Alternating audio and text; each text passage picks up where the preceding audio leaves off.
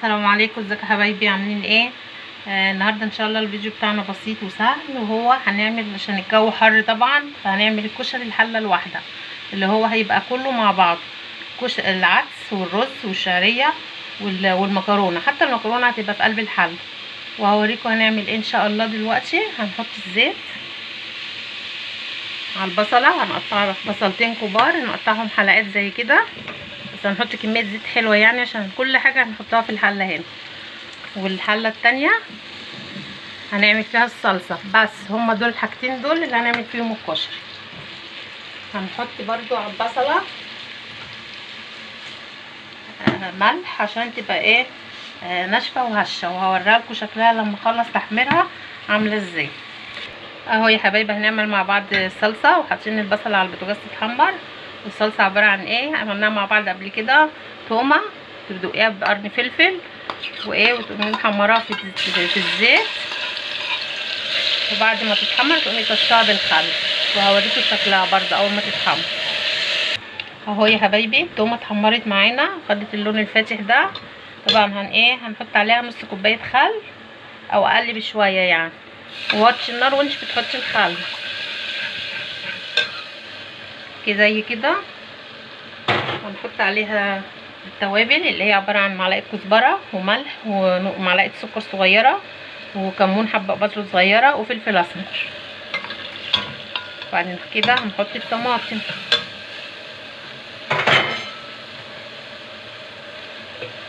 كده حبايبي اهي. وكده احنا خلصنا الصلصه بتاعت الكشري، ما خدتش معانا وقت خالص. فاضل بس ايه بقيه الكشري ان شاء الله، واول ما اخلص هوريهولكم. اهو يا حبايبي منظر البصله التقليه بتاعت الكشري اتحمرت وخدت اللون ده، وطلعتها في الطبق.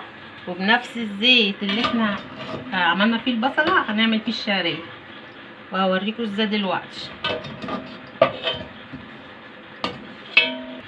اهي يا حبايبي كوبايه الشعريه، بس انا بصراحه حاطه كوبايه وشويه، انت عايزه تحطي كوبايه ماشي، اكتر ماشي. اهو هنحمرها في نفس الزيت بتاع البصله، وهوريكم شكلها بعد ما تتحمر وهنعمل ايه ان شاء الله. اهو يا حبايبي الشعريه بعد ما حمرتها هننزل بايه بحبه تقليه من اللي احنا عاملينها عشان تدي طعم للكشري كده. بص التقليه، بص جمالها ومقرمشتها بحبه الملح اللي احنا حاطينهم اهو. بص ناشفه خالص. خلاص انا عايزه كده الشعريه بالشكل ده حبايبي. هنحط بقى كل حاجه عليها. طبعا العدس دي كوبايه نقعتها عبال ما جهزت الحاجات دي كلها، طبعا نقعتها شويه. هنحطها تاخد تشويحه مع الشعريه زي كده، وبعد كده هنحط الرز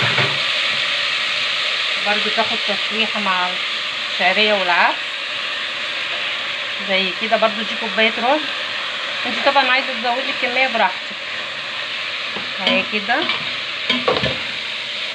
اهو. برضو وبعديها هنحط المكرونه برضو هنشوحها برضو معاها. المكرونه اللي انت عايزه تحطيها براحتك، انا حاطه نوعين، اسباجيتي وايه مكرونه صغيره، اللي انت عايزه تحطيها حطيها. بس بصراحه الكشري ده بيبقى مفلفل عن ايه كشري الكيس الحراري صراحه. هتشوفوه طبعا معاكم دلوقتي.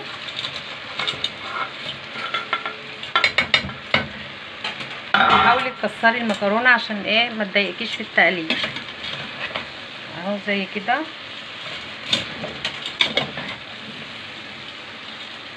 كله في حله واحده، كل الكشري في حله واحده. حطي طبعا الملح وايه، وهوريكي التوابل اللي هنحطها ان شاء الله اهو. معلقه ملح، معلقه بهارات، معلقه فلفل اسمر، معلقه سكر، معلقه كمون، مش معلقه كامله كمون عشان الكمون ايه كتره مش بحبه في الكشري زي كده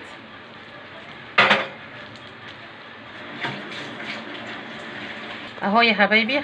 كل المكونات خدت تشويحه، اللي هو الرز والعدس والشعريه والمكرونه. هنضيف لهم بقى الايه الميه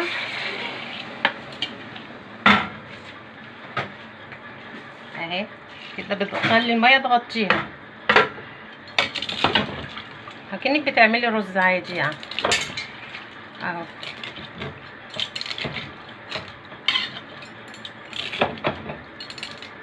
اهو كده، وهتلاقي كله ان شاء الله استوى وهيبقى مفلفل وجميل، وهوريكم شكله اول ما يستوي ان شاء الله. اهو يا حبايبي ده منظر الميه اللي حطيتها له. بص زياده عنه بشويه صغيره، عشان احنا حسب انت هتحطش الميه حسب الكميه اللي انت هتعمليها. فهو ده شكل كده الميه وشكل الحله نفسها. هوريهولك بعد ما يستوي هيبقى مفلفل وجميل ازاي ان شاء الله. اهو يا حبايبي ده شكله النهائي.